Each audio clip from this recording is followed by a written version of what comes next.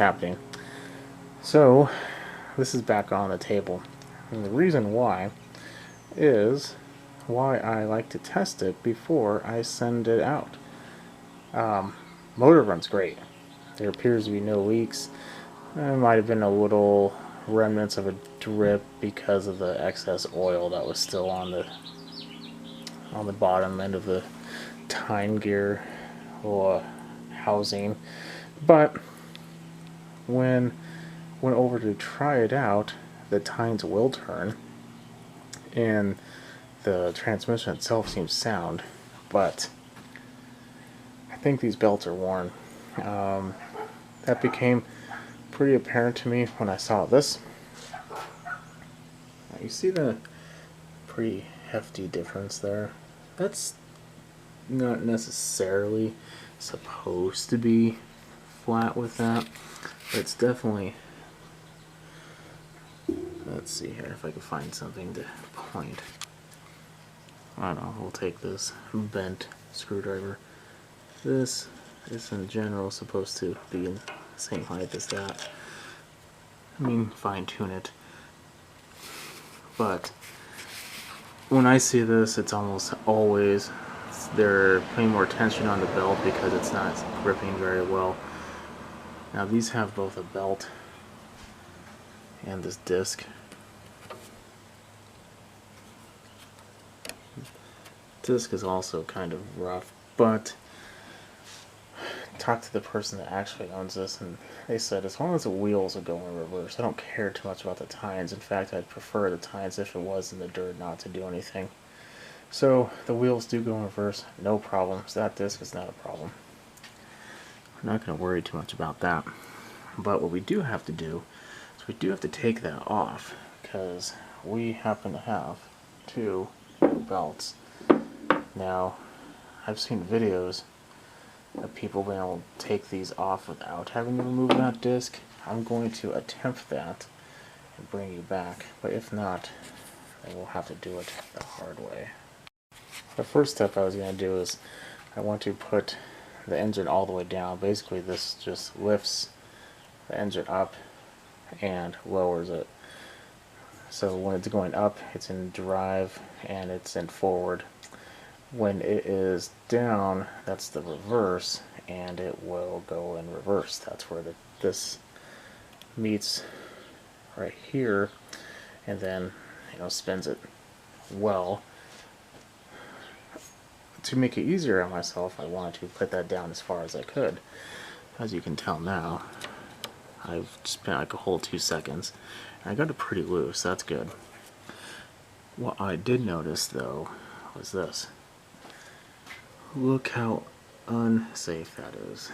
I cannot pull that down without actually taking a screwdriver and prying it loose. That could kill a person.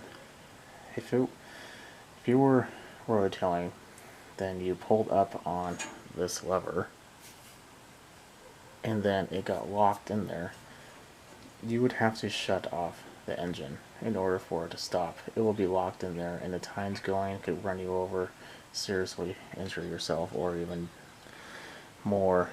So that's very, very, very dangerous. Let's say, for instance, the throttle broke, because this kill switch is throttle based. When the throttle goes low enough, it grounds out the ground right there, and then it dies. Well, let's say the throttle cable broke, or the connection right here was bad and the wire is just flying through there loosely. You'd have a recipe for disaster. So I want to bring that up. This is why you don't do this. Very, very bad idea. So like I said, I'm going to try to wiggle my way through here and see if I can. If not, then I'll bring it back and we'll do it the way I've always thought of doing it. I decided to take you along with the fun ride with me. So the bottom of the gears is open on this side.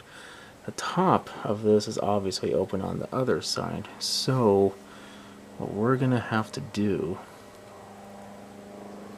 is we're gonna have to probably get one off, pull it back up, pull it under the pulley here, and then it should come down to a point where it should just kind of dangle, and then pull the engine back up or down, take this one off, do the same thing, except that one will be in the position where that should come off of the bottom pulley for the transmission, and then this first one that we took off should be able to.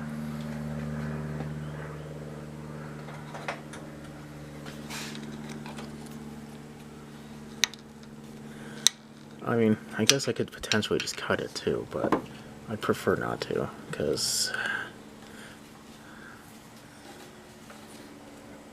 I just would prefer not to.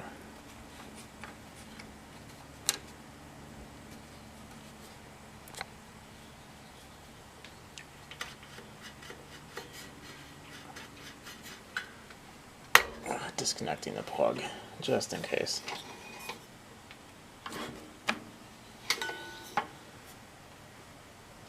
Okay.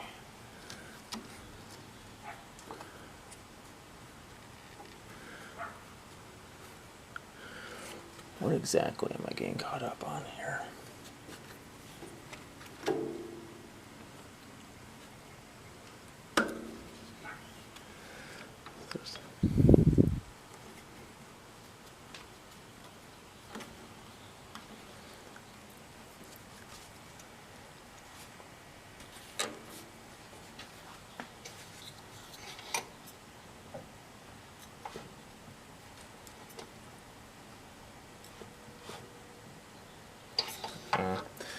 I see finger crushing in my future if I keep doing that. No, I'm just going to take off this disc. It doesn't seem like a good idea. So I got them kind of out. And you notice that one's a little tore up. They don't look horrible, but they're definitely stretched. Now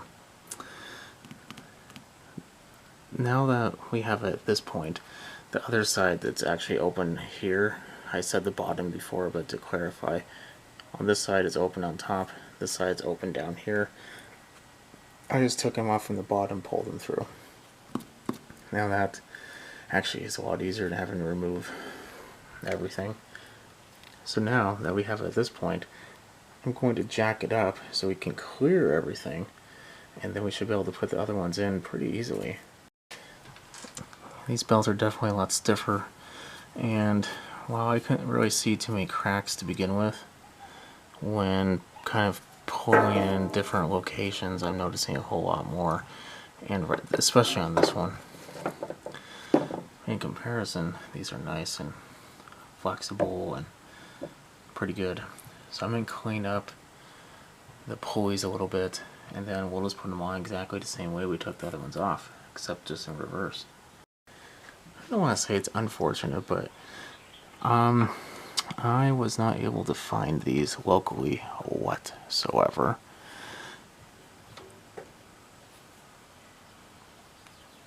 I wonder if I could pull that up more.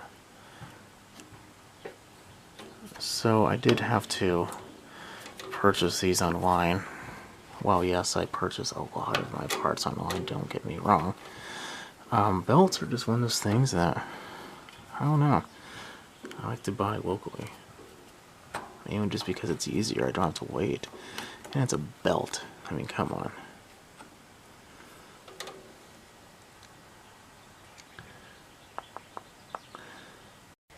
Oh man. Okay. So I got this one on first. It's actually, you're supposed to have both them in there, because both of them need to be around the shaft. And then this one goes first, and then this one. So I'm going to go finish. Now that's done, should be set. I just need to readjust this. Let's go ahead and do so. So I just want to clarify. With the engine all the way in the gates position, clearing this, put both of them in. One of them kind of slip down here and have most of it hanging off the side.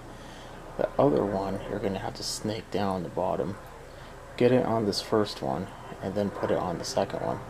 At that point, you could put the one that's over here onto the last post or the last groove. It's not easy, as you can tell it got a little dirty. I'm going to clean it up a little bit. That should be fine. Okay, so let's go ahead and work on the adjustment. That's a suicide level.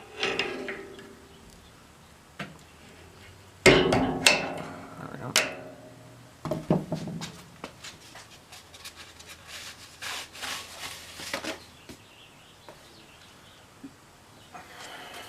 Don't like how greasy this is.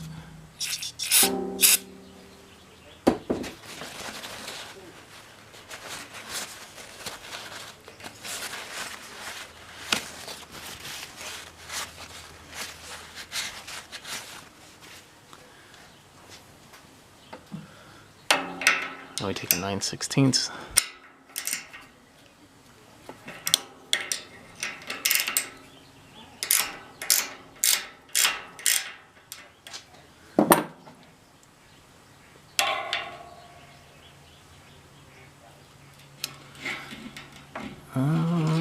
Let's see.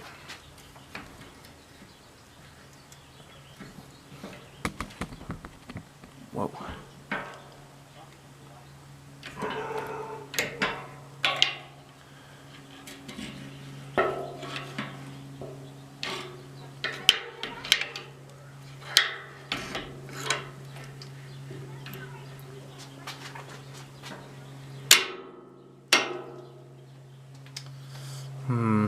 Yeah, that's not what I wanted to do at all.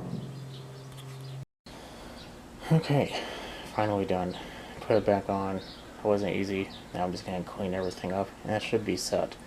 Probably not going to show too much more after this, just because if it doesn't work, I'll bring you more info on when I'm fixing it, but assuming it works, this should be about it. It's kind of a choppy video, I understand, but if you are looking for a good way to replace them, like I said, take them off. At this point, I would say just cut them off. Don't even bother, it's too much of a pain. Raise it all the way up after they're off. To remove them, though, if you don't want to cut them all the way down, snake something in there, other side, this side, pull them out, pull it all the way up so there's a gap here, and you're set. Anywhere else, yeah, that's really about it. And then put them back in. Just make sure to put both of them in, and then in the order, you make sure to put this one on and then that one. It's a little cramped in there, but it works. Okay, well, if you like what you see, keep watching, subscribe, put a thumbs up, that helps me. I'll keep making videos. Have a nice night.